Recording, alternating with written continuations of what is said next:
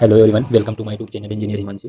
दोस्तों, हम सीरीज चला रहे थे रिवीजन बैच की, जो कि एग्जाम स्कैनर के नाम से बुक आती है पब्लिकेशन की। उससे हम रिवीजन कर रहे थे। तो ब्रिक का पार्ट एक डिस्कस कर लिया था। आज के दूसरे पार्ट की ओर आगे बढ़ते हैं। चलिए देखते हैं क्या रहने वाला है। तो आज के पार्ट में हम क्लासिफिकेशन ऑफ ब्रिक के बारे में जानेंगे। तो क्या रहने वाला है, on the basis of physical and mechanical property. Physical and mechanical property के अकॉर्डिंग ब्रिक का क्लासिफिकेशन देखेंगे क्या है। फर्स्ट क्लास ब्रिक में क्या है, फर्स्ट क्लास ब्रिक में मिनिमम कंप्रेसिव स्ट्रेंथ 105 kg पर सेंटीमीटर स्क्वायर से कम नहीं होनी चाहिए।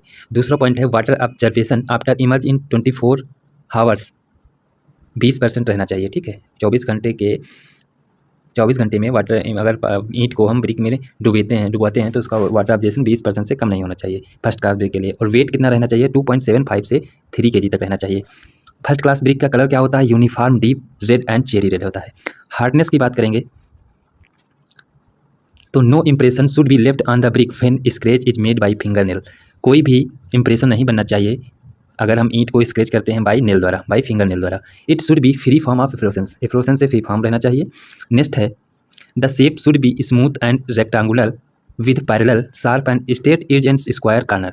ठीक है, स्क्वायर कॉर्नर रहने चाहिए और sharp and straight edge and square corner. ठीक है, नेक्स्ट है a metallic sound should come when two brick are struck against each other. अगर हम दो ब्रिक को एक दूसरे में टकराते हैं तो साउंड उसका मेटेलिक होना चाहिए। नेक्स्ट है when a horizontal brick is kept on vertical brick and fall at 1.5 metre height the horizontal brick should not be break. अगर हम ब्रिक को 1.5 मीटर की हाइट से हॉरिजॉन्टली गिराते हैं और वो टूटती नहीं है तो फर्स्ट क्लास ब्रिक मानी जाती है। नेक्स्ट देखते हैं सेकेंड क्लास ब्रिक के बारे में। तो सेकेंड क्लास ब्रिक के बारे में सेकेंड क्लास ब्रिक के बारे में इसकी प्रॉपर्टी क्या रहती है, इसकी मिनिमम कंप्रेसिव स्ट्रेंथ 75 kg पर सेंटीमीटर स्क्वायर होना चाहिए और वाटर ऑब्जर्वेशन 22% रहना चाहिए, 22% से ज़्यादा नहीं होना चाहिए। ठीक है, कलर इसका लाइट रेड रहता है और impression is left when sketch by finger nail से अगर स्केच करते हैं तो इम्प्रेशन नहीं रहता है। Dull sound and form it to work and stuck. अगर दो ब्रिकों को हम आपस में टकराते हैं, स्टक करते हैं तो उसमें डल साउंड एक आती है। थर्ड क्लास ब्रिक के बारे में जानेंगे। थर्ड क्लास ब्रिक क्या होती है, it is also known underburn brick. इसको अंडरबर्न ब्रिक से नाम से जानते हैं। दूसरा पॉइंट रहने वाला है मिनिमम कंप्रेसिव स्ट्रेंथ 35 kg पर सेंटीमीटर स्क्वायर और वाटर ऑब्जर्वेशन 25% रहता है। कलर इसका रहता है येलोविश। ठीक है, फिर आती है फोर्थ क्लास ब्रिक जिसे हम जामा ब्रिक के नाम से जानते हैं।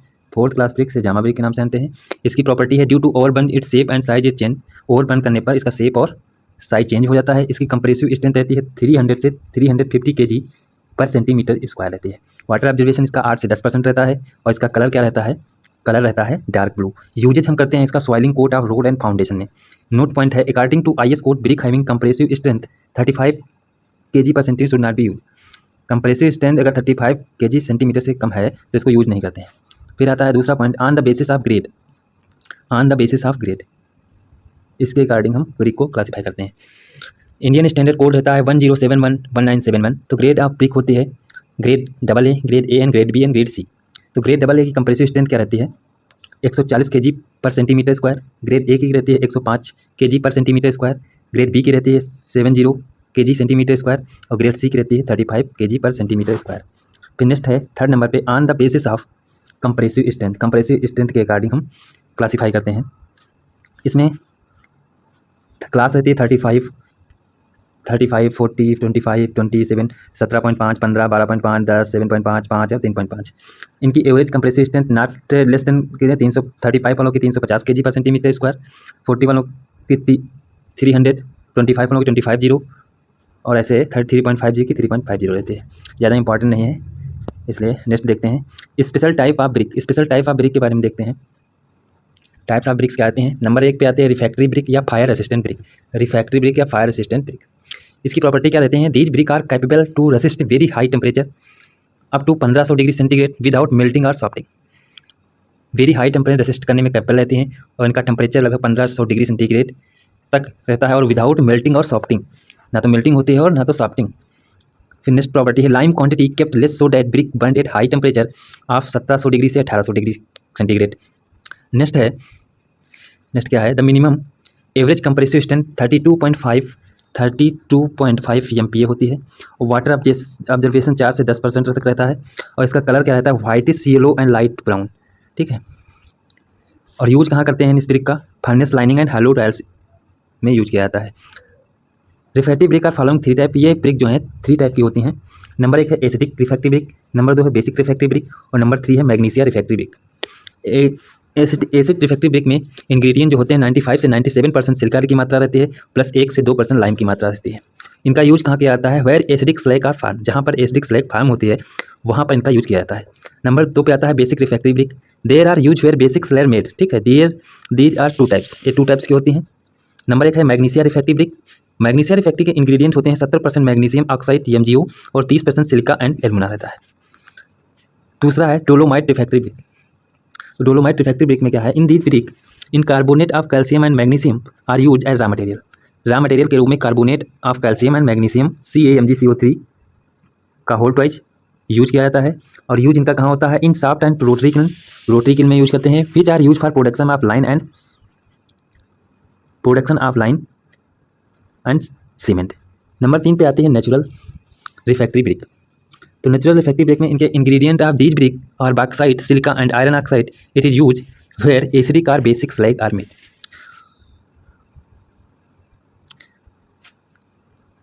नंबर 2 पे आते हैं हालो ब्रिक।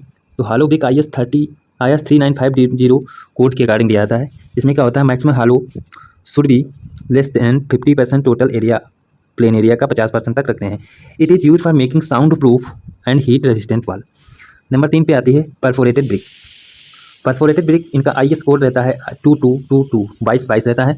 इनमें टोटल हालो एरिया 3 से 40% आप टोटल प्लेन एरिया का रखते हैं। और यूज है इनका covering wall, sound proof and heat insulating wall construction. इनकी कंप्रेसिव स्ट्रेंथ रहती है 7 न्यूटन पर mm²। वाटर ऑब्जर्वेशन रहता है 15%, इफ्लोसेंस 10% से कम, वार्पियत 3% रहता है। ओवरब्रेंट नंबर 4 पे आती है ओवरब्रेंट ब्रिक।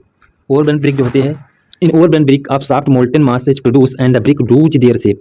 क्या करता है? ओवरब्रेंट ब्रिक अपने शेप को लूज कर देता है, ठीक। अंडर बर्न ब्रिक नंबर 5 पे आती है। When brick are not burn to cause complete vitrification, the clay is not soft and because of the insufficient heat and the pores are not close, these brick have higher degree of water observation and less compressive strength.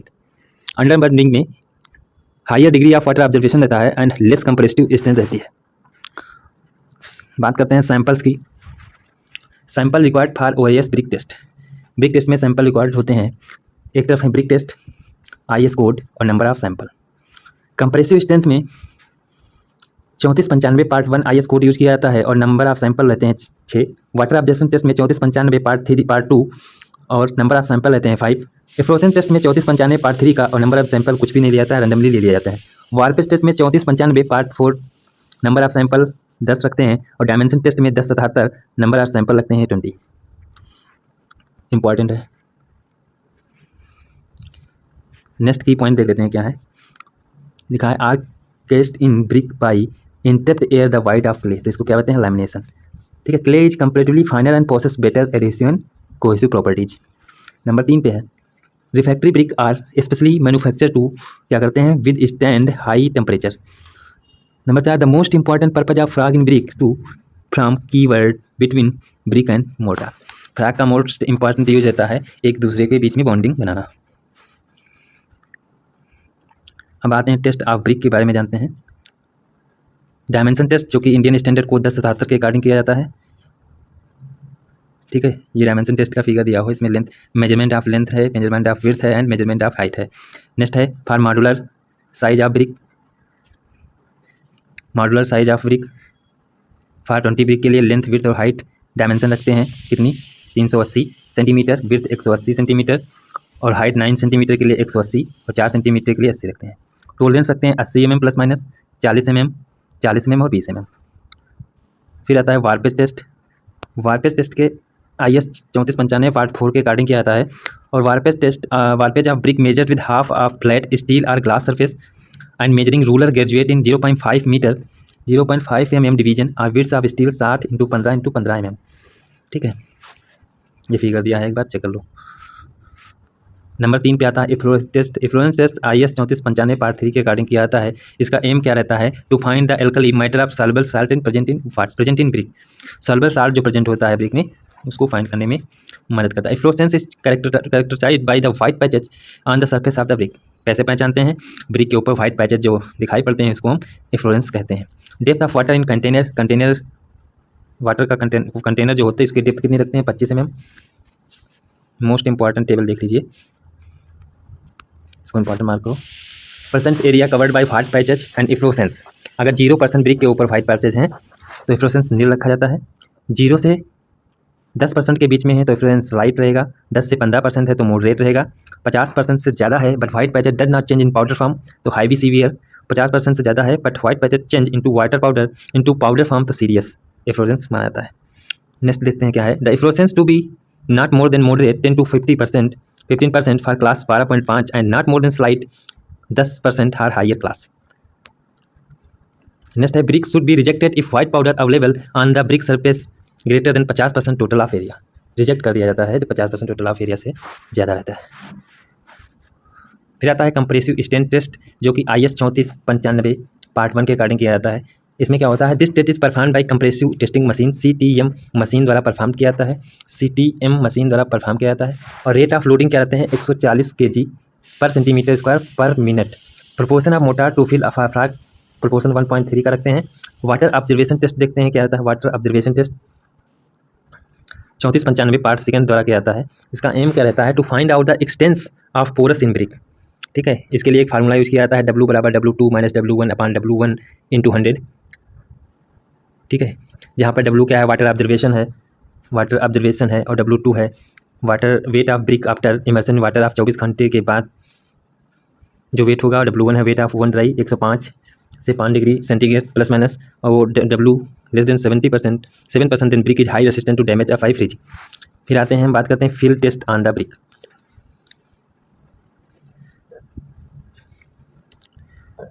Field test में consistency test होता है, modelling test होता है, deformation and sinker test रहता है, strength test रहता है और testing nature of soil ground रहता है।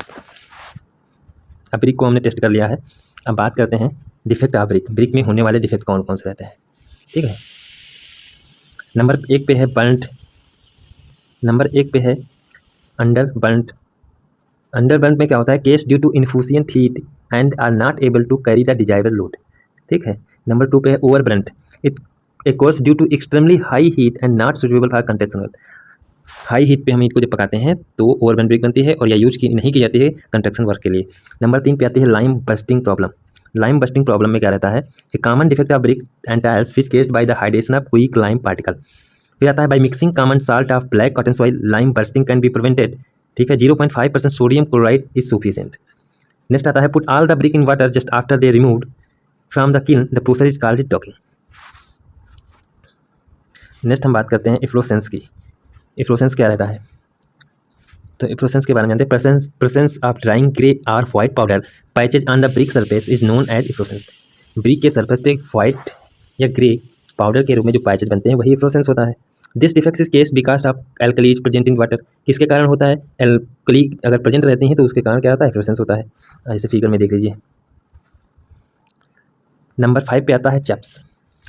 चप्स के बारे में जानते हैं। The deformation of the shape of brick caused by the rain water falling on hard brick is known as chuffs. Brick पर जब वाटर फॉलिंग होता है, हार्ड ब्रिक पर जब वाटर फॉलिंग होता है तब एक चप्स के रूप में बन जाता है। ठीक है, उसी को बोलते हैं चप्स गड्ढे के रूप में। नेक्स्ट आता है ब्लिस्टर। ब्लिस्टर क्या होता है? Blister are generally caused by the surface of sewer pipes and drain tile due to air impressed during the moulding. Moulding के दौरान जो भी ब्रोकन होते हैं उसको ब्लिस्टर।